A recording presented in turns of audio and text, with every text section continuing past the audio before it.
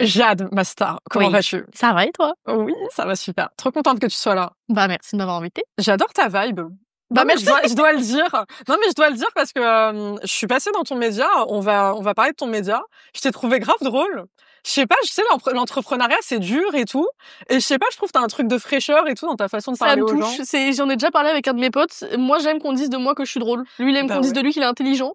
Chacun ses projets. Moi, ça me va d'être drôle. Bah ouais, non, mais ça, c'est un flex. Parce que, on le sait, on va y venir, l'entrepreneuriat, franchement, c'est pas toujours drôle. Non, ça, C'est un sûr. flex de rester drôle. Faut le dire. Il vaut mieux rire qu'en pleurer, comme on dit. J'adore. Bon, je vais quand même te présenter un petit peu mieux que ça. Vas-y. Alors, à 19 ans, t'es en licence de lettres et tu as Ouais. fondé What About Yours. Ah là là, faut pas dire le vrai nom. L'accent, jure, c'est vrai? C'est Way. W-Y. Je meurs. Bah, au final, oui, c'est l'abréviation, hein. Oui. Ça se dit Way, hein. Oui, on dit Way, en fait. Et on a dit Way depuis toujours. C'est vraiment juste le nom juridique, en fait, What About Yours, qui n'a d'existence que sur le papier. Je le dis jamais. Waouh. Mais tu sais qu'il y a les traces sur Internet. Ah, hein. je sais, je sais. Malheureusement, j'ai pensé à renommer la société, mais ça coûtait 400 balles. J'ai dit tant pis. Tant pis, ça vaut pas 400 balles. J'assumerai mes erreurs. Ouais, bah après, franchement, ouais, hyper stylé. Bah oui, c'est beaucoup mieux. Ouais. Mais j'aurais dû l'appeler comme ça dès le début. On va à mais- l'essentiel, hop, et très pratique. Alors le but, à l'époque, à l'ancienne, c'était d'aider les jeunes à mieux choisir leur parcours d'études. Ouais. Le projet, il a remporté le prix coup de cœur, La Poste, #femme du numérique. Putain, t'as fait de la veille, hein. La vie. Franchement, il faut qu'on prouve qu'on a travaillé, tu vois. T'as vu? Regarde, là, je suis en train de prouver, là. Là, je revois le Google quand tu tapes Jade Duraz, les réponses. Vraiment, je te jure. Non, mais il est beau, l'article que La Poste a fait Ouais. sur toi. Hein. Franchement, il est Chouette. stylé, hein. Mm. Ça sort cash quand on tape ton nom et tout. Stylé. C'était il y a longtemps en plus maintenant. C'était, 19 ans, t'as quel C'était il y a âge? 5 ans. C'était il y a J'ai 5 25. ans. Mais pas C'est en tant que ça, en 2019. vrai, hein. Franchement, pas tant que ça, hein. Ah là là. Oui, mais parce que ça a grave bougé pour toi en peu de temps, finalement. Aujourd'hui, toi, tu as repris cette abréviation, comme on vient de le dire. Ouais. Tu as créé Way, le média, avec des interviews rapides et impactantes sur le monde du travail. À l'époque, regarde là, on va ressourcer pour remontrer qu'on a travaillé. À l'époque, tu as dit pour Madame Le Figaro. Ah ouais. Oui. Tu vas me dire des trucs que j'ai oubliés, c'est sûr. Je te jure, mais vraiment, je pense, hein, sauf si tu relis ton article. Non, jamais. D'accord. Quand tu as 19 ans et que tu es une femme, tu n'es pas prise au sérieux. J'entends encore parfois des personnes me dire « Ah oui, c'est ton truc d'orientation » ou bien « C'est ton projet d'études », alors que j'y consacre ma vie, j'apprends en continu pour être à la hauteur. Le problème, c'est qu'il y a encore des idées préconçues selon lesquelles une jeune femme n'a pas les épaules pour porter un projet. Toi, t'as eu raison de rien lâcher parce qu'au final, t'as fini carrément par décrocher un prix. C'est quoi qui t'a donné la niaque pour continuer l'entrepreneuriat, malgré les encouragements? C'est une bonne question. On essaye. Je crois pas avoir de réponse. On va arrêter là, du coup. Allez. Au revoir, merci, c'était sympa. Ouais, c'était pas mal. Non, en vrai, je pense que c'était un peu... c'est tout débadiné de l'acquis, hein, mais je pense que j'ai quand même toujours été très obstinée. Même trop obstinée souvent, tu vois, genre le nombre de fois où ma mère m'a dit tu devrais pas faire ça, je l'ai fait quand même. Sur l'entrepreneuriat? Surtout. Ouais. Et après, elle se retenait de me dire je te l'avais dit. Bah oui, désolé maman, c'est mon fonctionnement. J'ai besoin de faire, de tester pour voir. Et après me dire ah ouais non c'était de la merde. En fait je le referai pas. Mais j'ai besoin de le faire, tu vois. Et en fait c'est un peu vrai pour tout et juste. Bah ça c'était à la base c'était juste une idée où un jour j'ai entendu quelqu'un dire bah entreprendre c'est répondre à un besoin et moi je me disais putain mais c'est quand même vraiment de la merde le système d'orientation. Ouah beaucoup d'injures. Le système d'orientation. Tu peux tranquille vraiment. Et du coup je me disais mais il y a un problème. J'ai une idée de solution. Let's go quoi. Et en fait je pense que tant que je l'avais pas fait bah j'allais pas réussir à lâcher l'affaire. Mais vraiment jusqu'à très loin, hein, 2 ans après cet article, un jour, dans un appel, quelqu'un m'a dit, tu sais, parfois il faut savoir lâcher prise. Mais c'est archi dur ça. Pas lâcher prise. Mais oui, mais là. c'est chaud de fou. Et plus ça faisait longtemps que ça marchait pas, plus c'était dur aussi, tu vois. Mais je sais pas, je pense que c'est une obstination qui n'est pas forcément que positif, mais qui là a été assez utile. Mais en général, à cette époque, et maintenant, maintenant, j'ose espérer que c'est peut-être moins le cas, mais quand t'as des gens qui te mettaient ou qui te mettent des bâtons dans les roues, genre, de la démotivation ou quoi que ce soit, comme c'était le cas, c'est quoi, vraiment, qui te donnait cette niaque pour arriver, à avoir un why, tu vois, un pourquoi suffisamment puissant pour, en fait, continuer, parce que c'est vite arrivé, hein, de te laisser, de te laisser abattre, surtout aussi jeune, parce qu'il faut parler, hein, c'est 19 ans quand même. T'avais mis le chemin qui aurait pu s'ouvrir à toi à ce moment-là. Hein. Moi, je pense qu'il y avait plusieurs facteurs. Il y avait la première chose, c'est que de mon point de vue, j'avais rien à perdre. J'avais bossé pour quelqu'un que je connaissais qui avait une boîte d'événementiel, c'était sympa, tu vois, j'avais bossé en freelance pour lui, c'était trop chouette, l'environnement était super, mais je regardais l'horloge tourner, tu vois, et c'était ma seule expérience qui était quand même dans des bonnes conditions. Je me suis dit ça va être long la carrière, toute une vie de carrière si je regarde l'heure tourner. Et donc en fait pour moi c'était un peu la seule option si je voulais pouvoir avoir un quotidien que je choisissais et qui me convenait. Et en fait derrière, une fois que j'ai commencé à me lancer dans ce truc là, je sais pas, c'était un peu ouais, j'avais un peu quand même ce sentiment que c'était pas un échec tant que j'arrêtais pas, et que du coup, fallait continuer, que c'était normal, que c'était dur. Puis après, bon, c'était quand même, j'étais en études, tu vois, donc c'était une chance. J'avais la deadline de mes études de me dire, en soi, au pire, il se passe quoi, j'étudie, tu vois. Même si j'étudiais très peu, honnêtement. Mais j'avais le statut étudiant, je l'avais jusqu'à 2021, le statut étudiant. Et même après ça fonctionnait toujours pas, mais je sais pas, en fait, je sais pas te dire, chaque année, j'avais envie d'arrêter, mais chaque année, je continuais quand même. Il y avait juste assez d'équilibre, assez de, tu vois, de petits signes qui me disaient, non, t'es quand même sur le bon chemin, continue, tu vois. Je me donnais, tu sais, un peu des milestones en me disant, vas-y, si cette année, il y a pas ça, j'arrête. Et il y avait tout le temps le truc. Du coup, je me disais, bon, vas-y, on continue, ça va bien finir par marcher au bout d'un moment, tu vois. Ouais, de fou. Et puis toi, tu savais ce que tu voulais quitter, cette Ouais. expérience pro qui était pas Ouais, ouf. puis il y a quand même une réalité purement financière aussi, hein, faut être lucide, hein. C'est que moi j'ai compris à 19 ans que c'est pas en étant salarié que tu fais beaucoup d'argent, et j'ai grandi dans un milieu où j'ai manqué d'argent, donc je me suis dit si je veux plus jamais manquer d'argent dans ma vie, c'est ça la solution, tu vois. Donc je pense qu'il y avait un peu tout, il y avait aussi ça qui clairement était un driver, parce que je me disais j'étais investie aussi trop d'énergie, tu vois, pour lâcher maintenant, alors que en vrai pourquoi pas. Tu sais, c'est la photo que tu voyais sur Facebook en 2005 du mec qui creuse dans une mine de diamants et qui s'arrête avant de tomber sur les diamants. Putain, je me rappelle pas de ce mème, jure. C'était super. Cette photo, vraiment, c'est super. J'y pense parfois. Et tu sais, t'as deux trucs comme ça, t'as deux tunnels, un mec qui s'arrête juste avant la mine de diamants et un mec qui continue. Ouais. Et je sais que souvent, je me suis dit, je suis le mec qui continue. On va finir par tomber sur des diamants. Ok. Bon, on est fini par tomber sur quelques diamants, mais c'était... Au moins, il y en a eu. Ouais. Il y en a eu. Mais justement, toi, tu parlais de ce qui a été un peu game changer pour toi au niveau mindset. Moi, ce qui m'intéresse, c'est de savoir aussi au niveau de ton schéma familial, c'est peut-être ça aussi qui t'a donné la force d'avoir cette espèce de, je dirais pas de niaque, mais en tout cas de persistance dans le milieu. Ou est-ce que, et là, je lâche vraiment une bombe, est-ce que c'est parce que tu as les gènes de la génération Z? Non, mais moi, je les kiffe de fou. Ils sont hyper audacieux. Ils ont vraiment ce truc où oser vraiment lâcher le salariat et se dire vas-y, nouvelle aventure, c'est ok, y a pas de souci, quoi. C'est pas un sujet. Mais en fait, je pense que tu sais, moi, c'est des questions, je pense que je me suis même pas trop posée à l'époque, parce que j'avais pas autant déconstruit le truc ou autant réfléchi. C'est plus que j'ai eu l'immense chance d'être élevée par une maman qui m'a donné assez confiance pour penser que j'avais les capacités de faire ce que j'avais envie de faire. Et donc, en fait, quand juste j'ai eu cette idée, je me suis dit, je peux y arriver, y a pas de raison. Et je pense que ça, c'est pour le coup, c'est une vraie chance d'avoir eu cette conviction en moi qui fait que juste au début c'était perçu comme un hobby, mais c'était ok, tu vois, parce que de toute manière moi ça me faisait du bien d'avoir ce projet et de m'investir dedans, et ça me permettait de non seulement d'avoir des rêves, mais aussi d'être en action pour les réaliser. Donc en vrai non, je pense que je pense que mon environnement familial a aidé dans la mesure où on m'a donné les clés pour croire que je pouvais, et quand j'ai décidé de le faire, on m'a soutenue de ouf, tu vois. Ma mère, elle était géniale, elle m'a dit je pense que si je lui avais dit que je voulais arrêter mes études, elle m'aurait dit OK, go bestie. Bon, après, j'adore. Elle va pouvoir m'aider financièrement, tu vois, mais je pense que il y aurait eu pas de souci tant que je me débrouillais, tu vois, et elle a vraiment confiance en ses enfants, sur le fait qu'on fait ce qui est le mieux pour nous, et qu'elle nous a assez bien construit pour qu'on puisse prendre les bonnes décisions. Donc en fait elle était hyper supportive. Ouais, vas-y, on va valider. Et même mes frères, en vrai, hein, même s'ils comprenaient rien, que c'est des scientifiques, en fait, les gens étaient fiers de moi, tu vois, alors que je faisais rien encore. Donc, c'était assez facile, je trouve, dans le contexte d'un contexte familial hyper soutenant, quoi. Et ça avait de la valeur pour toi? Ça t'a apporté avec le recul? Ça a compté? Oui.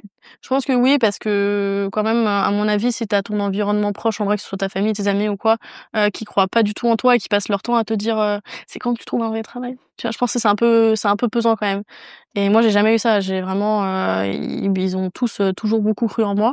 Et en fait, ça, et avec la conviction profonde que j'avais que j'étais capable, tu vois, c'est l'air de rien. Émotionnellement, c'est assez dur comme ça pour que t'en rajoutes pas avec d'autres paramètres. Donc ouais, je pense que ça a vachement aidé, parce que c'est plus, en fait, c'est l'aspect émotionnel qu'il faut gérer, parce qu'il faut tenir dans le temps. et accepter le fait que ça va mettre très longtemps à marcher, mais c'est émotionnellement qu'il faut l'accepter, tu vois. C'est bon, aussi pouvoir vivre en attendant, De fou. mais ouais, c'est le fait que c'était dur, mais que je savais que si j'avais un problème, j'appelais ma mère, c'était génial. Le nombre de fois où je l'ai appelée en pleurant parce que j'étais au bout du rouleau, et ma mère, elle était là, elle prenait le temps. Enfin, ouais, je pense que ça a vachement aidé. Je suis pas sûre que j'aurais réussi sans un soutien émotionnel aussi fort. Mais c'est hyper important, on reste des humains, même si j'ai compris, t'es grave dans l'exécution, mindset entrepreneur de fou. T'as vu, le jargon entrepreneurial et tout.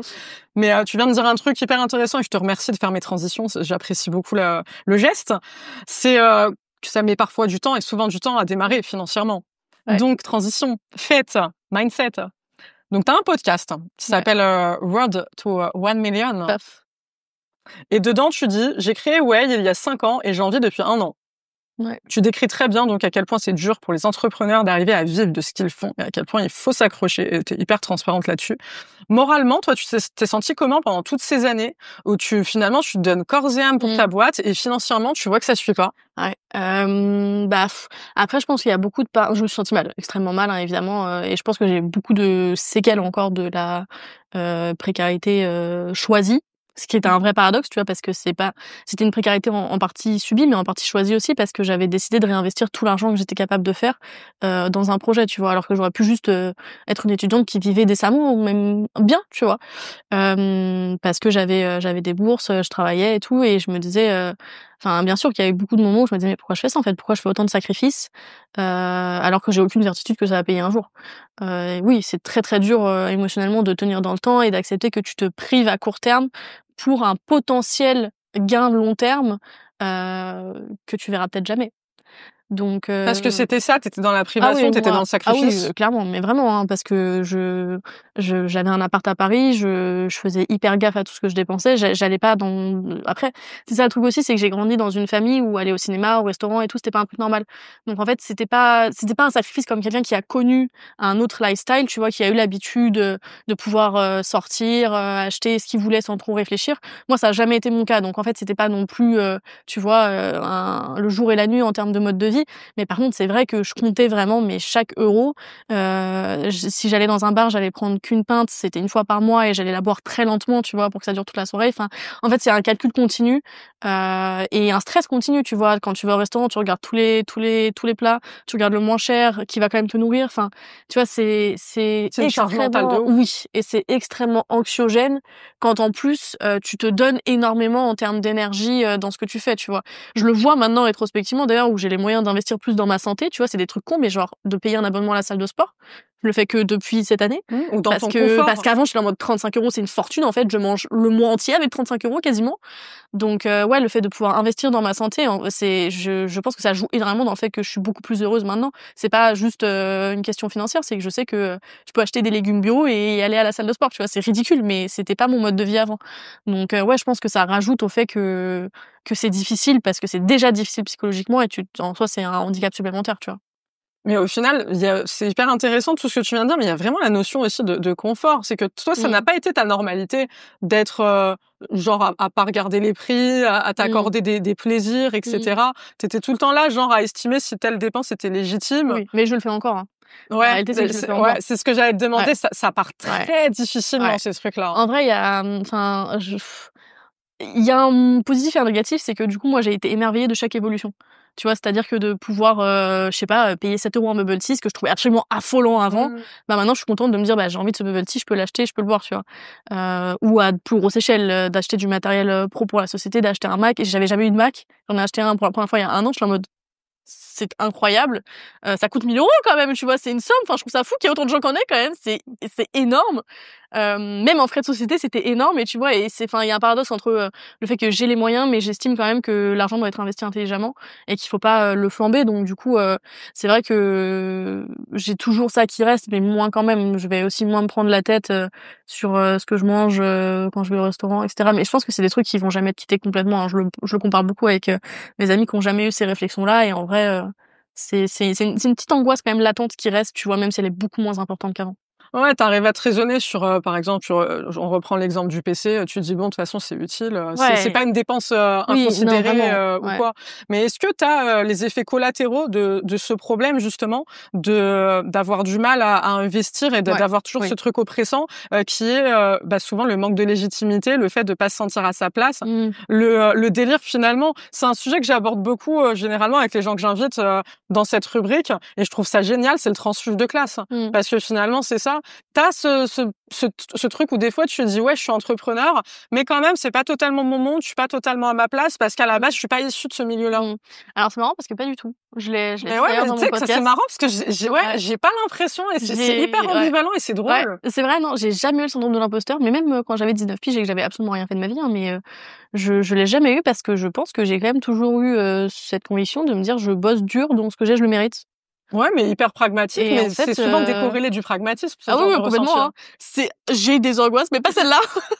Celle-là, c'est vrai que non, je sais pas, je me suis toujours dit, enfin, tu sais, quand il m'arrive un truc chouette, j'ai pas ça m'est arrivé parfois à certaines grosses étapes de me dire, «C'est pas vraiment vrai, il va y avoir, un problème et ça va capoter», tu vois? Mais sinon, d'une manière générale, non, j'estime que je mérite et qu'à chaque fois que je suis quelque part, c'est légitime et que je suis là parce que j'ai travaillé pour. C'est vrai que je pense que justement ça a été tellement dur qu'il y a pas un moment où je me dis: «Non, j'ai pas mérité». C'est Ça a pas été excellent. facile, en fait, donc pourquoi je l'aurais pas mérité, tu vois? Ouais. C'est faites-le. Faites-le, vous mériterez aussi, il y a pas de raison. Enfin mais après je pense que c'est lié aussi au fait que j'ai été bien construite et que ma mère m'a donné confiance en moi et tout, hein.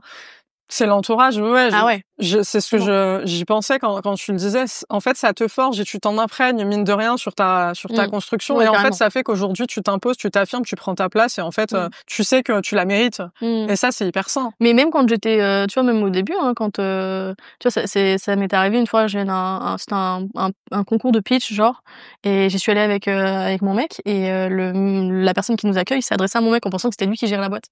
C'est ouf. Et c'est enfin, tu sais, mais en fait, moi, c'est le genre de truc où j'ai trouvé ça marrant, mais en plus, on l'a pas démenti. Ah, pourquoi? Du coup, mon mec, il était trop mal, il répondait.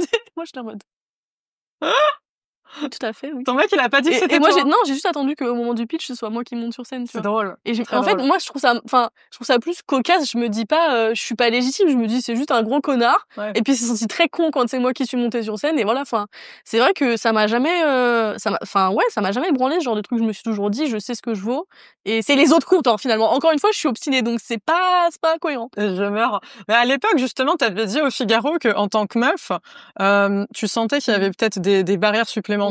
Là, j'ai l'impression que par rapport au mec en question, bon, ça te fait plus rire qu'autre chose. Est-ce que en tant que meuf, aujourd'hui, dans l'entrepreneuriat, tu t'es déjà sentie, ou enfin, pas toi, mais en tout cas, on t'a déjà fait sentir, illégitime Mmh. dans, je sais pas, dans des collabs, des trucs ou quoi que ce soit, peut-être si Mmh. je sais pas où tu es au niveau finance, mais si tu as cherché à lever des fonds, je sais que la levée de Mmh. fonds pour les meufs, c'est une cata. Mmh. J'y pense, mais c'est pas mon dos principal, sur cette année.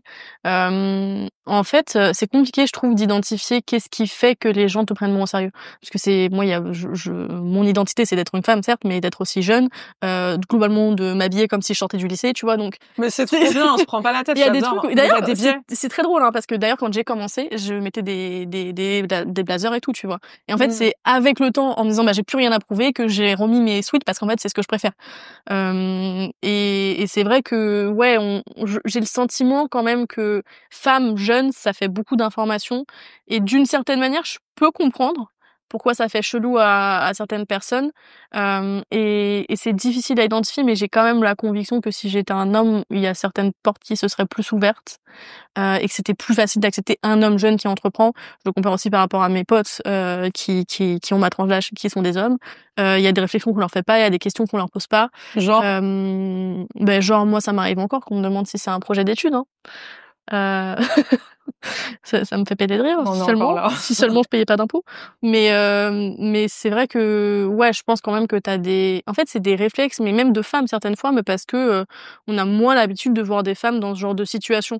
C'est pas toujours, tu vois, des gens qui pensent à mal, qui sont profondément sexistes et tout, hein. Je pense que c'est beaucoup un problème de représentation et qu'on a assez peu de figures de jeunes femmes qui entreprennent, avant nous, en fait. C'est aussi les réseaux sociaux en soi, hein, qui permettent ça, hein. Moi, ça aurait jamais mon business avant les réseaux n'aurait jamais fonctionné.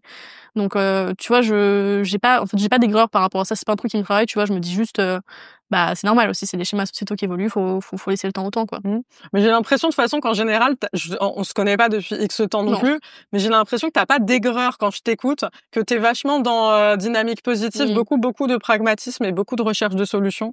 Et c'est stressant dans un mindset entrepreneurial d'être comme ça, parce que du coup tu te laisses vraiment pas polluer. Bon, après t'es humaine, j'imagine, il y a des trucs qui te saoulent comme tout le monde, mais bah ça, je pense que tu vois, c'est l'air de rien un des grands bienfaits d'entreprendre, c'est que t'es obligé de travailler vachement sur toi de fou pour survivre.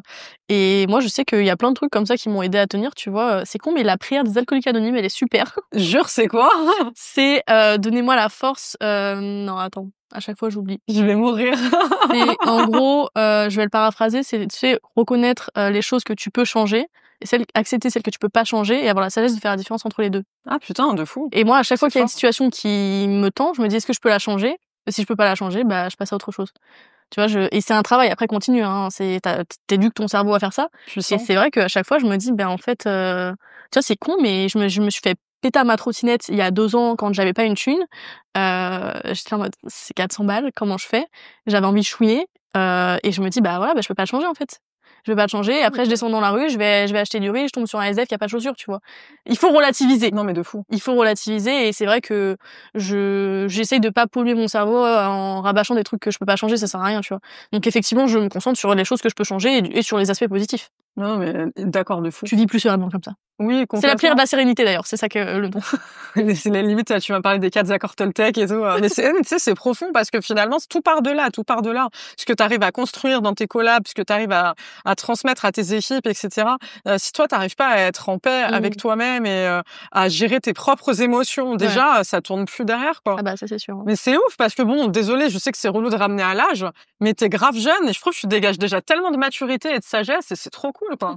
Non, mais c'est vrai. Il y a un contraste avec ma direction artistique. Non. Mais justement, revenons sur ça. T'as dit un truc hyper intéressant. T'as parlé du fait qu'au début, tu pensais que mettre des blazers, ça allait te légitimer. On le dit. Ouais. Légitimer, et que maintenant, Balek, tais-toi, tu préfères te looker chill, bah tu te look chill. Est-ce que c'est dur d'avoir de dézoomer sur soi, mais est-ce que tu trouves qu'à l'époque où tu te mettais plus en blazer, on te prenait plus au sérieux professionnellement dans ta carrure d'entrepreneuse que maintenant, où justement t'es la même meuf avec les mêmes compétences, mais tu mets des sweats et tu t'en balèques? Je pense pas, parce que en fait, moi j'ai quand même la conviction que c'est ce que tu dégages qui va faire la différence, et que je suis beaucoup plus assurée aujourd'hui parce que beaucoup plus sûre de ce que je fais, forcément, parce que ça fait plus longtemps et que ça fonctionne. Donc et là-dedans, le fait que moi ma boîte fonctionne, ça a quand même été un avant-après, je pense en termes de posture aussi, parce que tu te sens forcément plus légitime, tu vois. Avant, t'es un entrepreneur qui a un projet, après t'es un entrepreneur qui a une boîte qui fonctionne. Donc c'est vrai que tu vois, la nuance a été de taille sur la posture, je pense. Mais bon, déjà avant ça, j'avais quand même arrêté de mettre des blazers, hein. Et non, peut-être un peu, mais c'est jamais quelque chose qui m'a trop travaillé, parce que je pars du principe que il faut comprendre les codes et tu peux en jouer, tu vois. Ça m'arrive encore de mettre des blazers ou de m'habiller un peu plus pro, parce que je me dis, bah en fait, si ça tient qu'à une veste pour qu'on prenne un peu plus au sérieux, je vais la mettre en vrai, tu vois. C'est bon, faut pas être bête. J'aime bien être iconoclaste, mais il y a des limites, tu vois. Au bout d'un moment, c'est con d'être buté sur un truc qui peut vraiment être un frein. Mais d'un autre côté, je préfère me dire, bah je peux travailler avec certaines marques malgré que je sois venue à un événement en ensemble short Lidl, tu vois. Ça, c'est incroyable. Quel flex. Ça, c'est incroyable, tu vois. Et en plus d'avoir fité avec la meuf aussi, parce que j'avais cet accoutrement, tu vois. Incroyable. Je trouve ça beaucoup plus marrant et beaucoup plus intéressant par rapport à ce que ça dit du monde du travail que quand je suis en costume. Mais bon, s'il faut, je le mets, tu vois. De fou. Mais ça, c'est les meilleurs collabs, parce que effectivement, tu vois qu'on te juge sur tes compétences. Ouais. Et en fait, mais quel kiff d'être soi-même, d'être authentique et de pas se casser la tête. C'est ce qu'ils viennent chercher aussi, hein. Tu sais, moi, j'ai mis un moment à le savoir, mais bon, déjà, je suis sur les réseaux et j'ai pour parti pris d'être moi-même dans le contenu que je fais, tu vois. Je pourrais faire un contenu plus chiadé, plus en mode prod, où je prends un micro et je dis un truc préécrit, tu vois. C'est pas mon parti pris, parce que ça me ferait pas kiffer de faire ça. Et donc, je me suis dit, les gens ont internet, ils tapent mon blaze, ils voient mes réseaux, en fait. Donc, ça sert à rien de faire semblant quand je les vois, alors que derrière, ils vont voir mon vrai visage, tu vois. Mais ouais, mais en plus, franchement, t'es hyper gaulerie, c'est trop cool. Pourquoi cacher ça, quoi? Moi, je trouve ça fun, tu vois, mais je pourrais comprendre que certains, tu vois, nous, on travaille avec du public B2B, qui a 40, 50 ans, qui comprend pas forcément les codes, qui a pas TikTok, enfin tu vois, c'est pas les mêmes univers non plus.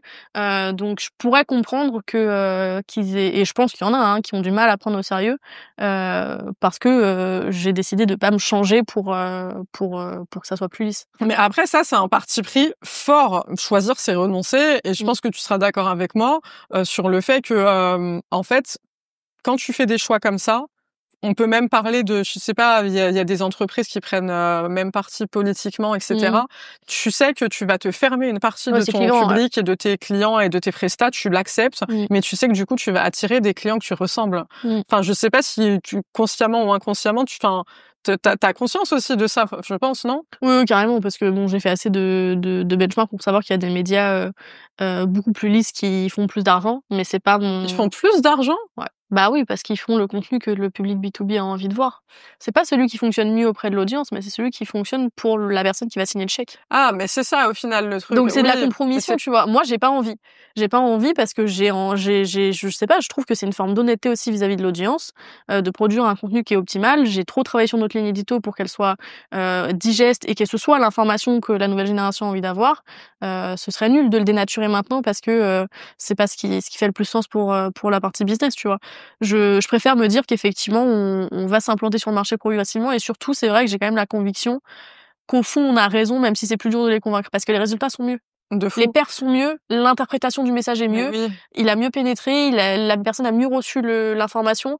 C'est juste que il y a un espèce il y a une marche à l'entrée où c'est plus difficile de la franchir, tu vois.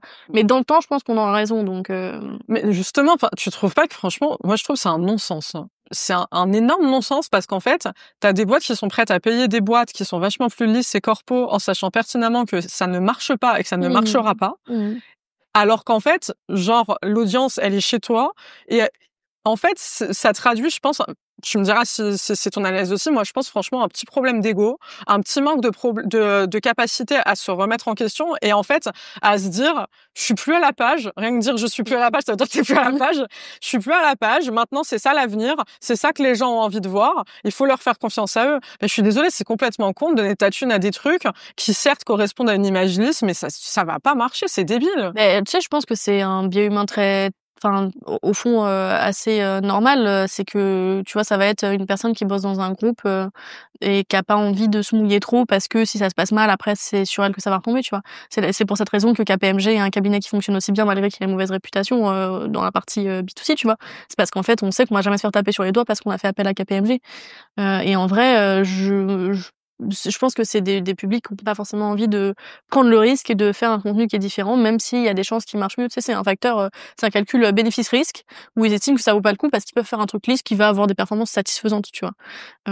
Et en fait, ça c'est un biais humain commun. La majorité des gens préféreront pas prendre de risques. Donc en fait, ça me surprend pas tellement, tu vois. Surtout que nous, on bosse avec des publics qui sont globalement pas les plus qui sont institutionnels, tu vois, donc c'est pas les plus enclins à prendre des risques non plus. Même si, tu vois, contre-exemple, on a travaillé pour l'armée, on a travaillé pour la marine nationale. Incroyable. La campagne, elle a surperformé, c'est un des premiers gros clients à nous avoir fait confiance. Trop bien. Et ils ont eu raison, tu vois, ça a vraiment très très très bien marché. Et je sais que nos vidéos sont passées dans les conférences interministérielles pour montrer comment être innovant, mais derrière, l'armée de terre et l'armée de l'air m'ont pas appelé, tu vois. Je pense que c'est juste que ça dépend, faut qu'il y a la bonne personne qui a la bonne position, qui prend le risque. Ouais, mais chacun a ses barrières mentales à chaque niveau. Ouais. Est-ce que c'est plus facile, du coup, pour vous, vu que vous avez quand même un modèle qui est très très innovant dans le ton, c'est impactant, c'est percutant, ça peut déranger, on va dire que c'est clivant, pour autant, enfin, vous parlez juste du monde du travail et d'argent, du salaire et d'argent, bon, effectivement, on travaille pour gagner notre vie, a priori. C'est des sujets apparemment clivants. Est-ce que tu dirais qu'en fait, peut-être les startups, qui sont beaucoup plus jeunes, beaucoup plus dans la déconstruction, sont beaucoup plus à l'écoute que les grands groupes de votre côté? Moins, en tout cas, à se faire chier, à les convaincre. Non, je sais pas, parce que tu vois, paradoxalement, nous, on a travaillé avec beaucoup de grands groupes, et c'est assez surprenant. Des grosses institutions qui se disent vas-y let's go, parce qu'en fait ils sont aussi en recherche quand même de la fraîcheur que tu peux apporter, tu vois. En fait c'est que bon, effectivement il y en a qui sont pas prêts à engager le mouvement, mais t'en as quand même un certain nombre qui non seulement sont prêts à engager le mouvement, mais quand ils voient une preuve comme la campagne de la marine nationale qui a très bien marché, ils se disent bon ok, Mais Faut la pas être lumière con, tu appelle vois. la lumière, hein. Ouais, c'est ça. C'est que c'est dur la machine, tu sais, c'est un peu faut pousser la roue la première fois et après ça va rouler plus facilement, quoi.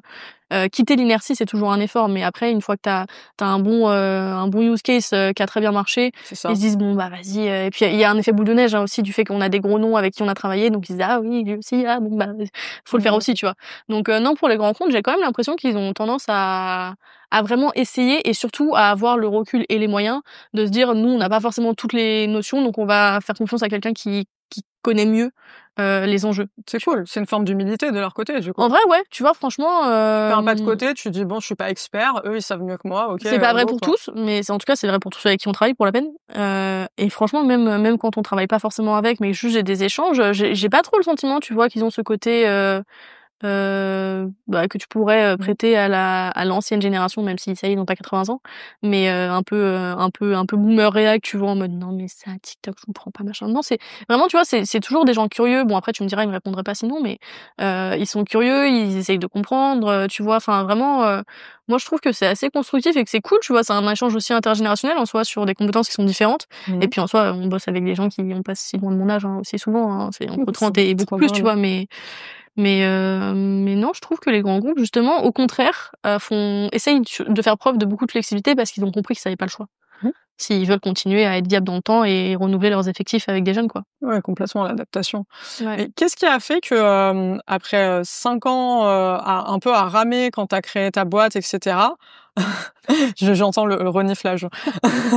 Reniflement, je ne sais comment on dit. Qu'est-ce qui a fait que ça fait 1 an que tu as envie, ça a Ouais. été quoi qui a été game changer et qui a fait tu as trouvé la formule magique, Et bah, ça confirme le propos que pour faire de l'argent, il faut de l'argent.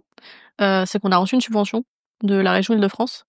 Que j'avais demandé. En fait, j'avais demandé des subventions, tous les ans, quasiment.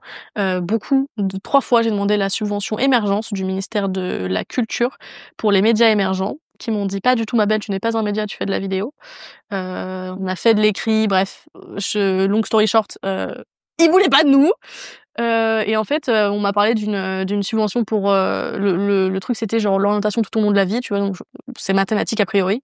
Et quelqu'un de la région m'en a parlé et m'a dit: «Tu devrais postuler parce que ton projet, il est assez mature par rapport à ce qu'on voit et tout». On a postulé, on l'a eu, c'était 50 000 € et moi, j'avais prévu de tout réinvestir en masse salariale et donc en fait, c'était la première fois que j'avais les moyens de faire des interviews. Parce que ça coûte cher de produire des interviews, je te l'apprends pas. Et du coup, je me suis dit: «Vas-y, je vais recruter, on va enfin faire les interviews que je voulais faire depuis le début, on va pouvoir faire ça propre, bien développer». Parce que sur nos réseaux, avant, on donnait, tu sais, on faisait plus du face cam, tips, des trucs comme ça parce que, bah, système D avec l'argent que tu as, quoi. Et en fait, bah, on a set up les interviews, assez rapidement et quelques mois après déjà, il y avait des marques qui nous contactaient pour des campagnes marque employeur, en fait. Donc c'est le fait d'avoir de l'argent qui a permis d'investir pour après en refaire, quoi. Lourd, lourd. Mais on avait parlé en off, on sort les dossiers. Et en fait, il y a un truc hyper intéressant que tu m'as dit, c'est qu'on te contacte beaucoup à toi personnellement Ouais. aussi. Tu es directement toi en tant que personne associée aux médias. Ouais. Tu es bien suivie d'ailleurs, hein, sur Insta, tu as plus de 60 000 abonnés. Ouais, mais c'est en fait, bah, je pense qu'on me l'a dit 500 fois à l'époque, mais on m'avait dit: «Travaille ton personal branding parce que ce sera toujours plus porteur, les gens vont plus s'identifier à quelqu'un» et cetera. Et moi j'étais assez, j'avais pas du tout envie de base, hein. J'étais le genre de personne qui n'avait pas de réseau social. Ou en tout cas, c'est un compte, mais elle postait rien dessus. Pendant que toutes tes potes, elles prennent en photo leur plat, tu vois? Moi, je suis en mode: «On peut manger, s'il vous plaît, j'ai faim». Donc ça me semblait pas trop, ma place, quoi. Et en fait, ouais, à force qu'on m'en parle, je me suis dit: «Bah, vas-y, au bout d'un moment, on galère tellement, enfin, faut y aller», tu vois? C'est pareil, ça, c'est un risque supplémentaire parce que c'est hyper violent de s'exposer sur les réseaux, surtout sur TikTok en 2021. Moi, je me suis dit: «Vas-y, les gens de mon âge sont pas trop dessus, donc c'est maintenant ou jamais», tu vois? Mais bien sûr que t'as peur du regard et en fait, les gens vont juger tant que t'as pas percé. Après, ils jugent plus. Ouais, et puis ils aiment trop Différemment. ça, ouais. Ouais. Mais c'est vrai que, ouais, je sais pas, je me suis dit, «Ça me coûte rien, je vais tester des trucs et voir comment ça marche sur mes réseaux et puis si ça marche bien, je réappliquerai des trucs sur Way», tu vois? Et en fait, bah, mes réseaux ont décollé sur TikTok à l'époque, j'ai gagné genre 200 000 abonnés en 3 semaines. J'avais Incroyable. déjà, je sais pas, 80 000 abonnés à l'époque, tu vois? Dinguerie. Et du coup, bah, après ils étaient là, je me suis dit: «Vas-y, faut en faire quelque chose», tu vois? Et 1 an plus tard, j'ai créé le Instagram et tout. Et en fait, j'ai continué de l'alimenter en me disant, «Bah, c'est là, il faut en faire quelque chose». Même si moi, je m'étais dit, «Je préfère être derrière que devant la caméra», tu vois? C'était Et quoi au le contenu que tu créais sur TikTok? C'est quoi qui a fait que, waouh, tu as pris 200 000? Tu as fait alors quoi? c'était une vidéo spécifiquement. En fait, je m'appelais To The Young Me, je m'appelle plus To The Young Me, je m'appelle Jade Duras maintenant sur les réseaux, mais il y a toujours To The Young Me pour que les gens puissent retrouver, parce que je voulais donner les conseils que j'aurais aimé qu'on me donne plus tôt. Bon, globalement, c'est je pense, le gros driver de ma vie, hein, c'est aussi pour ça que Way existe. Et en fait, je donnais à la base des conseils plus en mode sur les études supérieures. En plus, je me suis dit, vas-y, études supérieures, c'est un peu comme moi, ça va être utile, ça va rediriger, bref. J'avais fait une stratégie douteuse dans ma tête. Et, Non, c'est smart, hein. et après, tu sais, j'ai déroulé un peu sur tous les trucs que j'aurais aimé qu'on me dise plus tôt. Et il y a une vidéo où j'ai dit, putain, c'est fou quand même, comme à l'école, on t'apprend pas les trucs concrets, genre comment trouver un appart, comprendre une fiche de paye. Enfin, moi, je me suis retrouvée dans la vie d'adulte où je me suis sentie, mais vraiment, on m'avait jetée dans un bain et on m'avait pas dit comment tu nageais, tu vois, dans une piscine, parce qu'un bain, c'est toute ma mesquine. Et vraiment, juste, j'étais là en mode, mais en fait, je me noie là. Et bon, à force de me noyer, j'ai fini par apprendre des trucs et je me dis, vas-y, je vais leur dire, tu vois. Et je leur ai juste dit, bah voilà, je vais vous répondre, je vais vous aider, abonnez-vous, comme ça, vous verrez. Et ça a fait 3 millions de vues et 200 000 personnes se sont abonnées. Ah, mais voilà, l'éducation nationale, si vous regardez ça, vous savez quoi faire. Dinguerie. Ouais. Mais comment tu vis cette violence qui peut être, tu parles de 2021, je sais pas de quel moment, de quel TikTok tu parles ou quoi que ce soit, mais comment tu vis cette violence, puisque t'es entrepreneuse, créatrice d'un média, mais finalement, un peu malgré toi, mais bon, quand même, tu l'as voulu, t'es créatrice de contenu. Comment tu vis la violence dont peuvent faire preuve parfois les gens sur les réseaux, surtout sur TikTok, effectivement, je trouve qu'ils sont vachement virulents. Bah alors c'est marrant, moi ça dépend. Enfin ça dépend. Insta, TikTok. Au début, par exemple, Instagram, quand j'avais très peu d'audience, je trouvais que les gens étaient très virulents. Et c'est marrant. J'ai vraiment observé parce que à chaque fois, je les ai lancés en différé mes réseaux. D'abord TikTok, après Insta et après YouTube Shorts il y a pas longtemps. Et en fait, j'ai l'impression que vraiment, quand t'es personne sur la plateforme, les gens se permettent beaucoup plus. Alors que quand ils vont sur ton compte et qu'ils voient des abonnés, sont en mode. Ah ouais, t'as remarqué ça? Vraiment, parce que tu lis nos commentaires YouTube Shorts, ça fait peur. On poste la même chose. Donc c'est vraiment juste. Tu regardes les commentaires qu'il y a, et on a observé ça sur le média aussi, hein. Tu regardes les commentaires qu'on a sur YouTube Short, c'est vénère de ouf, tu vois, alors que sur TikTok, les gens se sont calmés, sur Insta pareil. Et en vrai, je pense que ça dépend des périodes. Je vis, en fait, si je suis émotionnellement plus fragile à une période, ça va forcément plus m'impacter, tu vois. Mais d'une manière générale, c'est vrai que c'est pas quelque chose qui me travaille beaucoup parce que, c'est comme les critiques dans la vraie vie, quoi. Je pars du principe que les gens renvoient à leur mal-être plus que mon problème. Donc ouais, je sais pas, je me dis juste bah c'est triste quoi, parce que moi je me sens plutôt épanouie et plutôt saine d'esprit, et ça me viendrait jamais à l'idée d'aller sur le compte de quelqu'un et de dire tu es vraiment une grosse merde.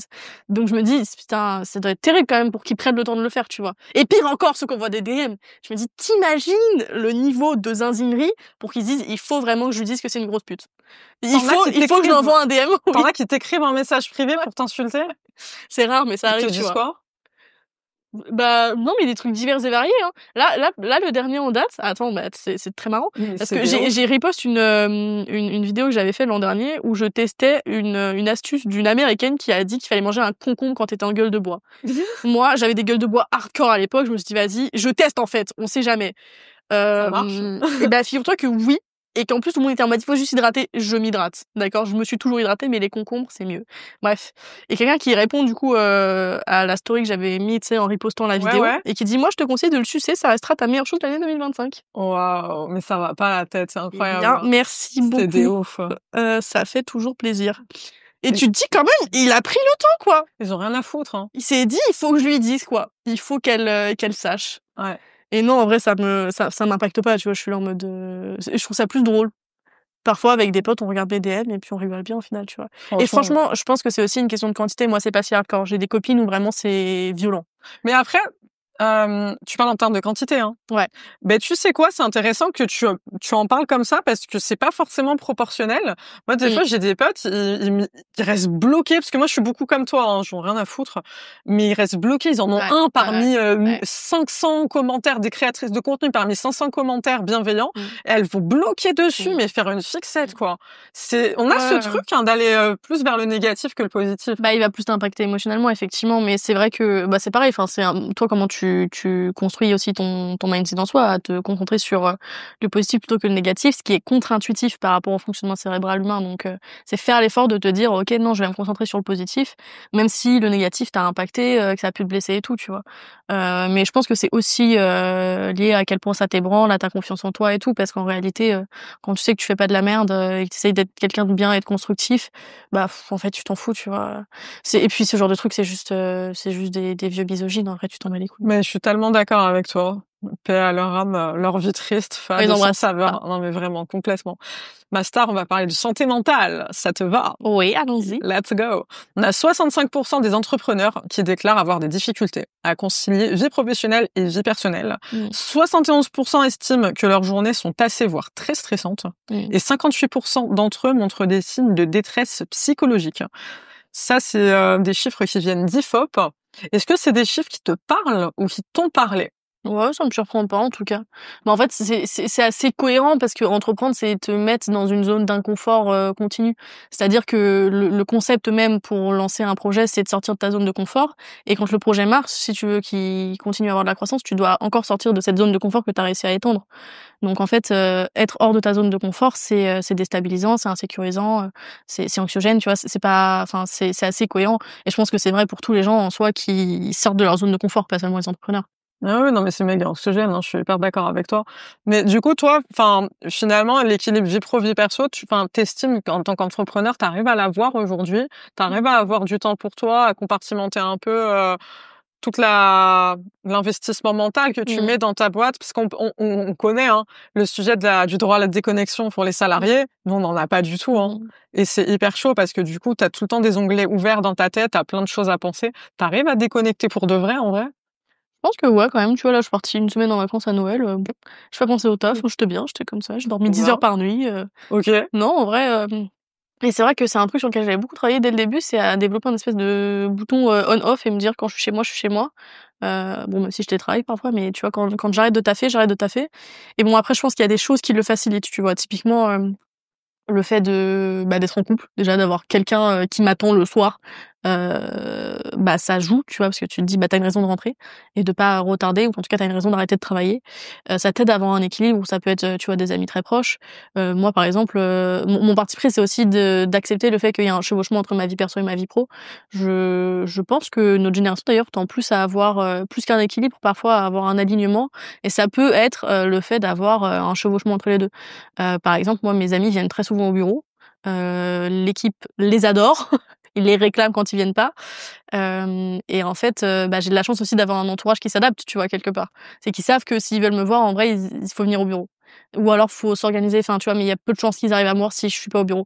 Donc après, bon, c'est, voilà, faut avoir, le bon entourage, compréhensif, et flexible, tu vois? Mais non, en soi, j'ai le sentiment d'avoir un bon équilibre, et tu vois, je travaille pas le week-end et ça fait des années que je travaille pas le week-end. J'ai des grosses journées en semaine, mais c'est pas quelque chose, de subi. Puis si je sens que je suis très fatiguée, je vais lever le pied. J'ai appris avec le temps quand même à mieux moduler. Après, je te dis ça, il y a 6 mois, j'étais au bout du rôle. Je me suis dit: «Je vais prendre des vacances, sinon je vais faire un burn-out».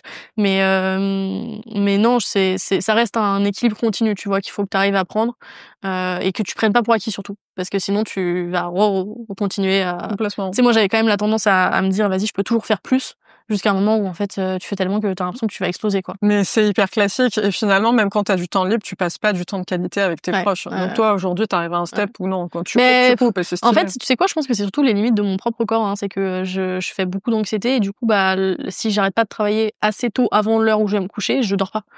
Et mon cerveau, il s'arrête pas, tu vois? Donc en fait, d'un moment, c'est des questions de survie. Parce que taper insomnie sur insomnie, Non, tu c'est tiens chaud. pas longtemps Tout, comme tout ça. part du sommeil, de fou. Donc ouais, tu sais, c'est de la rigueur que ton corps Mmh. t'oblige parce qu'il est pas capable de tenir plus aussi, quoi. C'est quoi qui alimente ton anxiété, toi? C'est le taf, c'est la société, c'est je sais pas, les relations humaines? Moi, il y avait beaucoup quand même pendant très, très longtemps les questions d'argent, hein. C'est quand même mon top numéro 1 de sujet d'anxiété et ça l'est toujours, même si moins, parce qu'il y a eu des périodes où je savais pas comment j'allais payer l'équipe le mois d'après, hein, c'était quand même pas fun. Et ouais, je pense que ça, c'est le cas de tous les entrepreneurs d'ailleurs, mais parce que le nombre de fois où on m'a dit: «Mais en fait, c'est normal d'avoir 3 mois de cash devant toi», je suis en mode: «Vous voulez que je meure?» 3 mois de cash, je vais crever. Et en fait, c'est aussi ça, tu vois, c'est que je me suis dit, moi, c'est pas le cas, j'ai beaucoup plus devant moi parce que je sais que je peux pas fonctionner autrement. C'est-à-dire que là, à l'heure actuelle, tu vois, je pourrais dépenser plus pour gagner plus, mais je vivrais pas bien avec cette instabilité-là, avec le stress de me dire: «On n'a pas des rentrées mensuelles, nous, c'est des gros comptes d'un coup», tu vois? Donc je vais pas dormir la nuit, en fait, si je me dis: «Le mois d'après, je peux pas les payer». Donc en fait, je préfère me dire, «Je travaille autrement et tant pis parce que c'est comme ça que moi, je sais que ce sera viable». Et je pense avec le temps, c'est aussi ça, c'est de trouver, qu'est-ce ce qui fait que tu vas travailler dans de bonnes conditions. Et ouais, je pense que c'est quand même beaucoup l'argent qui alimente mon anxiété. Après, ça peut être un peu de tout. Je pense que c'est beaucoup aussi juste la surcharge d'informations et de choses à gérer. Mais ouais, c'est la surcharge d'informations et l'argent, ouais, les 2 raisons d'angoisser. Mais ouais, ça se régule et puis c'est aussi beaucoup l'hygiène de vie en vrai, hein. L'air de rien qui va vachement impacter, avoir un exutoire, quel qu'il soit, faire du sport, te défouler et tout, qui va quand même aider à faire descendre la pression. Mais en fait, finalement, c'est le fait de se connaître et justement, par exemple, tu parles de l'argent, bah, tu fais en sorte d'avoir grave de trésor en avance pour ton confort mental, Ouais, ouais, de carrément. voir venir. Ouais, ouais. Oui, donc Oui, parce que, arriver à se connaître vraiment soi-même. oui, c'est ça, c'est qu'en fait, je me dis: «C'est ridicule, je vais me remettre dans une situation que j'ai détestée et qui Bien qui sûr. est qui est immobilisante en soi», parce que du coup, tu tellement angoissé que t'as du mal à avancer, tu vois? Moi, je suis pas capable de vivre avec cette instabilité, donc OK, ma boîte irait plus vite si je pouvais, mais c'est pas le cas, donc au bout d'un moment, tant pis, tu vois? Oui, oui et puis toi, derrière, ça te met dans un inconfort, Ça sert à terrible, donc rien, non, tu ça montes pas ta boîte tu pour pas avoir envie de productif. crever, c'est Non, mais de fou. Non, surtout pas avant 5 ans. On va parler des injonctions. Alors, ton média, on l'a dit, il est spécialisé dans le monde du travail. Toi, du coup, on l'a dit, on va le redire, tu es entrepreneuse. Je sais que tu es active sur LinkedIn. Tu dois sûrement voir un peu cette injonction à devenir entrepreneur et à diaboliser le salariat. Alors Mmh. ça, on le Mmh. voit de partout. Ouais. J'ai vu des posts, j'en vois un comme ça chaque année à peu près. C'est si t'es pas freelance en Mmh. 2021, 2022, 2023, t'as raté ta vie, etc. Il y a vachement d'injonctions. C'est quoi, toi, ton positionnement? Pro-salariat, Mmh. pro-entrepreneuriat, un mix des deux Ouais, moi j'ai beaucoup de mal avec les gens qui survendent l'entrepreneuriat, surtout que tu remarques que très souvent c'est des gens qui ont une formation à te vendre, de pour fou? devenir freelance ou devenir entrepreneur ou que sais-je, tu vois? Sachant qu'en freelance, tu es entrepreneur. J'ai pas mal de mal avec ce genre de narratif parce que pour moi, ça reste quand même, une situation, particulière où il y a des avantages et des inconvénients qui correspondent pas à tout le monde, tu vois? Je pense que moi, profondément, c'était ce que je devais faire. Parce que c'est ce qui correspond le mieux à ma personnalité, au fait que j'ai besoin de décider, tu vois? Que je suis assez obstinée, que j'ai du mal aussi avec le fait qu'on me dise quoi faire, alors que moi je pense qu'il y a une autre façon qui est mieux. On m'a proposé en plus, depuis que j'ai commencé à entreprendre, même avant que ça fonctionne, des CDI dans des boîtes qui étaient très chouettes, tu vois? Mais j'étais en mode, «Je suis pas sûre de pouvoir renoncer à cette liberté de décision». Et je sais que profondément, c'est adapté à mon fonctionnement, tu vois? Et que, bah, certes, le fait d'avoir des responsabilités et des gros enjeux, ça me crée de l'anxiété, mais que j'apprends à le gérer et que je préfère ça que, l'autre option, tu vois? Mais je pense que, il y a plein de gens qui correspondent pas enfin, qui seraient pas heureux dans ce schéma, qui sont très bien avec l'idée de se dire qu'ils vont avoir un job où ils peuvent s'arrêter à 17 heures en dormant sur leurs 2 oreilles parce que c'est bon. Bon, après, c'est pas tous les jobs malheureusement, mais de se dire: «Je vais gagner moins, mais je vais avoir un bon équilibre de vie». J'ai un Heu, salaire sûr à la ouais, fin j'ai du un salaire mois. tous les mois, c'est hyper confortable. Ouais, pour moi, il y a pas de meilleur ou de moins bon schéma, c'est vraiment un truc de match par rapport à ta personnalité et puis surtout, c'est pas du tout immuable, tu vois? Tu peux, être salarié très longtemps ou être entrepreneur très longtemps et après changer de situation parce que ça te convient plus. Moi, j'en connais qui ont fait les 2 d'ailleurs, dans un sens comme dans l'autre et en soi, dans tous les cas, tu as pas perdu ton temps, peu importe par quoi tu commences. Mais c'est vrai que je trouve ça assez dangereux, en fait, de survendre l'entrepreneuriat parce que souvent, on occulte aussi les aspects négatifs, quoi. C'est pour ça aussi, moi, que je passe beaucoup de temps sur mes réseaux à parler des aspects négatifs, ce qui n'est pas ce que les gens ont le plus envie d'entendre, soyons lucides. Mmh. Mais c'est important parce que faut y aller en connaissance de cause, quoi. Si tu devais en citer là, comme ça, des aspects négatifs de l'entrepreneuriat, ce serait quoi? Bah, c'est un peu finalement les choses qui provoquent de l'anxiété, hein. Moi, personnellement, je trouve que c'est l'instabilité financière qui est extrêmement, anxiogène. Le fait que très souvent tu cotises pas pour la retraite non plus, faut pas compter dessus, ni pour le chômage dans la majorité des situations. Donc bref, ça c'est toute la branche, argent finalement. Et le facteur, aussi, pression et responsabilité, quelle que soit la situation, en vrai, que tu sois freelance ou que tu commences à avoir des équipes, tu as forcément plus de pression, plus de responsabilité, plus de stress, parce que, bah, c'est tu sais, c'est moi, j'ai souvent aux gens, «Bon, tu as un job où tu sauves des vies?» «Non». «C'est pas la boîte de ton daron?» «Non». «Bon, bah, alors ça va être chill», tu vois? Mmh, de Là, c'est pas la boîte de ton daron, c'est la tienne, oui. donc heureusement, je sauve pas des Je vies, te jure. sinon j'imploserais. Mais pour le coup, c'est vrai que enfin, voilà, tu es vraiment, face à toi-même et c'est extrêmement, je trouve, difficile de savoir que tu prends les bonnes décisions, d'être le seul décisionnaire et c'est toi qui a le gouvernail, quoi. Donc si tu vas à droite et que tu vas dans un iceberg, en plus, tu embarques tout le monde dedans avec. Ouais, c'est une responsabilité et c'est une pression, c'est vraiment l'aspect émotionnel, en vrai, que je trouve difficile. Après, très clairement, moi, je trouve que ça vaut le coup.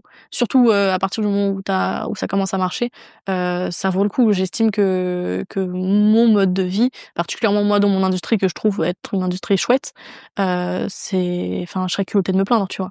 Mais c'est juste qu'il faut avoir quand même conscience que même quand tu réussis, il y a énormément d'aspects négatifs. Et si on parle de mon secteur, il y a aussi le jugement continu, tu vois, de tout ce que tu fais parce que c'est public et que t'es dépendant de l'opinion du public, quoi. Donc c'est quand même pas. Il y a ça aussi. Ouais, faut émotionnellement être prêt à encaisser et à faire ce qu'il faut pour aller bien, quoi. Ouais, il y a toujours un revers de médaille. Après, le goût de la liberté, il est addictif, hein. C'est ça aussi l'entrepreneuriat. Et tu vois, c'est pareil. Moi, je trouve que en tant que freelance, t'as une vraie liberté. Mais moi, j'ai le sentiment qu'en ayant une équipe, t'as autant de liberté qu'un salarié ou presque, tu vois. Parce que moi, je me verrais pas imposer des règles à mes équipes que je suis pas moi-même, tu vois. Donc, je vais pas leur dire on a des horaires fixes, mais moi derrière, je me lève à 11h. Donc, je me lève à horaire régulier. J'ai le même rythme qu'elles, tu vois. Donc en fait, au final, les seules libertés que j'ai, c'est des libertés de décision. C'est de choisir où on va. Et pour moi, c'est important. Donc, je suis OK avec ça. Mais par contre, faut pas penser que, alors c'est peut-être le cas de plein d'entrepreneurs, mais moi, dans mon schéma, dans la structure que j'ai décidé de porter et dans le fait d'avoir une entreprise à impact et à mission, c'est pas possible de me dire je vais partir un mois à Bali, tu vois. Même si en soi, tu dirais bon bah qu'est-ce qui t'en empêche? Bah qu'est-ce qui m'en empêche? On a des projets, on a des interviews, on a des choses à faire, quoi. Donc au final, tu vois, j'ai pas beaucoup plus de liberté que n'importe quel salarié. Bien sûr, bien sûr. Non, mais ça, c'est vrai que les gens, c'est sous-coté, je trouve. On n'en parle pas assez de ça. C'est vrai que on voit souvent les dirigeants d'entreprise comme la toute-puissance. On les imagine, tu vois, sur un rooftop à Dubaï, ils gagnent des millions, ils font ce qu'ils veulent, ils sont flex, ils sont libres. C'est vrai, mais en même temps, en fait, ce qui t'enchaîne, je pense que ça, c'est très vrai pour les solopreneurs. Ce qui t'enchaîne, entre guillemets, c'est quand tu deviens manager, quand tu as une équipe. Et là, la liberté, à partir du moment où tu as la responsabilité des gens, où puis aussi tu dois être présent, etc., où tu dois être dans l'exemplarité, tu perds une énorme part de cette liberté. Après, il y en a qui sont affranchis, hein. Moi, j'ai décidé de manager par l'exemple, mais il y en a plein qui en ont rien à foutre et qui vont... Non, mais les gens, ils restent pas. Mais tu sais, même, c'est pareil, j'ai décidé de moduler avec le temps aussi, parce que je me suis dit, d'un autre côté, pourquoi je m'applique les mêmes règles qu'elle, alors que moi, je fournis aussi un travail différent, tu vois. Si j'arrive, tu vois, par exemple, on fait 9h30, 17h30, en réalité, si j'arrive à 10h, il y a pas mort d'homme, parce que moi, je pars pas à 17h30, tu vois. Donc, avec le temps aussi, je me suis dit, il faut arrêter d'être bête, parce que je voulais vraiment être, genre, exemplaire de ouf, la première au bureau, le matin et tout, je vais crever, en fait, si je continue comme ça. Puis les gens s'en foutent peut-être un petit peu. Ouais, grave. Mais tu vois, je me permets des libertés. Mais après, c'est vrai que moi, mon positionnement, c'est de me dire, si j'ai certaines libertés, pourquoi elle les aurait pas? Par exemple, je vais poser un rendez-vous médical au milieu de la journée. J'ai aucun problème avec le fait qu'elle le fasse, parce qu'en soi, on s'en fout, tu vois, tu décales ta journée. À partir du moment où ça empiète pas sur le travail, au contraire, le fait de vouloir, moi, avoir certaines libertés, ça m'a poussé aussi à repenser notre façon de travailler et je trouve que c'est constructif. Ce qui t'a manqué à toi, à l'école, ça, c'est un sujet que j'adore, pour peut-être avoir moins de barrières mentales dans l'entrepreneuriat. Si on se replonge un petit peu à la petite Jade, l'écolière que tu étais. En fait, c'est très con, mais je pense ne serait-ce qu'on me parle de cette option. Parce qu'en fait, c'est ce qu'on dit souvent, c'est que l'école forme vraiment des salariés, en fait. Dans le mindset, on est assis. Oui, l'école, d'ailleurs, même le supérieur en soi, hein, ça formate. Les boîtes qui veulent que des top 3 écoles de commerce parce qu'elles veulent un format facile à manager parce que toujours les mêmes personnes. Et qui ignorent que la diversité crée des choses généralement chouettes. Mais moi, je pense que c'est ne serait-ce que d'avoir présenté l'option. Parce qu'en fait, j'ai l'impression quand même que si t'avais pas un père ou une mère ou un oncle, tu vois, entrepreneur, t'avais assez peu... Moi, j'ai appris ce que c'était à 18 ans, quoi. On m'a parlé d'entrepreneuriat à 18 ans et en plus, on m'en a mal parlé, tu vois, avec des gens qui vendaient des formations, notamment. Et ouais, je sais pas, je trouve que c'est ne serait-ce que de présenter l'option et d'expliquer aussi que le monde du travail est beaucoup plus divers que ce qu'on imagine quand on est à l'école où on se dit qu'il faut être avocat, médecin ou cadre, globalement, quoi. Et t'estimes que toi, genre, quand t'as décidé de te lancer entrepreneur, l'école, justement, le fait de sortir de l'école, parce qu'en plus tu t'es lancé hyper jeune, donc ça va être facile de répondre, je pense. Tu t'es senti peut-être perdu. Tu t'es senti perdu. Enfin, moi, c'est ce que me disent souvent des entrepreneurs, c'est moi, à l'école, j'étais assis du matin au soir. C'était très ambiance un peu soumission, un peu j'écoute, etc. Alors qu'un entrepreneur, c'est très proactif. C'est pas cette fibre-là. Et en fait, ils ont pas du tout senti que l'école les avait aidés à peut-être déjouer des barrières mentales dont ils auraient pu s'affranchir. Est-ce que toi, tu dirais que tu as commencé l'entrepreneuriat avec peut-être des barrières mentales qui ont été, je dirais pas causées, mais en tout cas qui n'ont pas été résolues par l'école? En fait, pense pas, mais plus parce qu'en fait, j'ai quand même un tempérament assez à nouveau obstiné, mais même tu sais disruptif dans le sens où j'aime bien aller à l'encontre des normes établies. Dans la Tu déconstruction. vois, ouais, c'est un peu mon mode de fonctionnement quand même, je pense. Genre quand j'étais petite, toutes les filles aimaient le rose, donc j'ai décidé que j'aimais le bleu, tu vois. C'est vraiment la belle illustration de ça, mais juste comme ça, hein, parce que c'était la norme de l'autre côté. Donc en fait, je pense que les normes de l'école m'ont travaillé parce que je questionnais la norme, mais que du coup, en fait, je m'en affranchissais déjà, tu vois. Genre en terminale, j'ai préparé les concours de Sciences Po parce que je savais pas quoi foutre d'autre. Et du coup, bah en fait, quand j'allais en cours, j'étais avec mes manuels, je préparais mes trucs de Sciences Po, j'écoutais pas le prof, tu vois. Et j'ai vécu toute ma scolarité à la Sorbonne de la même manière où je bossais sur la boîte pendant que j'étais physiquement en cours parce qu'il fallait être là. Donc en fait, c'est pas trop pour moi, c'était des règles dont tu pouvais t'affranchir en fait. Donc c'est pas un truc qui m'a trop travaillé, je les ai très vite questionnés en fait et très vite je me suis dit non, ça me correspond pas. Donc en fait derrière j'avais déjà l'habitude de me démerder pour ce que je voulais faire. À chaque fois que j'avais une idée, un projet, je me disais ben, t'as pas de connaissances, t'as pas de compétences, bah c'est pas grave, tu vas voir ce qui se passe. Et c'est vrai que j'avais quand même déjà de base, je pense, ce tempérament à être assez autodidacte parce que assez impatiente aussi et la flemme d'attendre qu'on m'explique et d'être assise. Enfin, ouais, ça me correspondait pas trop en fait le mode pédagogique de l'école, donc mais j'étais pas en échec scolaire non plus, tu vois. Donc c'est ça le truc, c'est que j'avais quand même des facilités dans les matières littéraires, donc j'ai quand même eu un bac mention très bien, sans forcer, tu vois, en allant très très peu à l'école en terminale. Et pareil, j'ai validé ma licence en y allant honteusement peu. Donc ouais, je pense quand même que j'avais le bon niveau, tu vois, où j'avais des facilités qui me permettaient aussi du coup d'explorer d'autres trucs et de quand même valider les années, quoi. Ouais, non, mais je vois complètement. On va finir par des conseils que peut-être tu pourrais donner à la génération Z. Alors, il y a 71% de jeunes de la génération Z qui pensent à entreprendre. On est toujours sur un sondage IFOP. Toi, du coup, tu leur conseillerais quoi à ces jeunes qui peut-être ont pas été accompagnés par l'école, ont pas réussi à déconstruire comme toi et à se dire vas-y, let's go, l'audace, génération Z, on ose. Peut-être ils sont encore un peu, tu vois, genre inhibés. Tu leur conseillerais quoi pour se lancer? Mais en fait, ça va paraître un peu bâton, mais moi je pense qu'il faut vraiment s'écouter parce que rétrospectivement, on m'a souvent demandé: «Mais qu'est-ce qui a fait que tu t'es lancée et tout?» Je dis: «Mais je sais pas, genre profondément, j'en avais besoin, quoi». Je sentais au fond de moi que c'était ce que je devais faire. Il y a pas d'explication concrète, pragmatique, tu vois? Et je pense que c'est la seule bonne raison. En réalité, il faut pas entreprendre parce que tu veux, je sais pas, le statut social ou que sais-je, tu vois? Même si ça peut être un facteur motivant, c'est plus, au fond de moi, je sentais que c'était ce que je devais faire, donc je l'ai juste fait.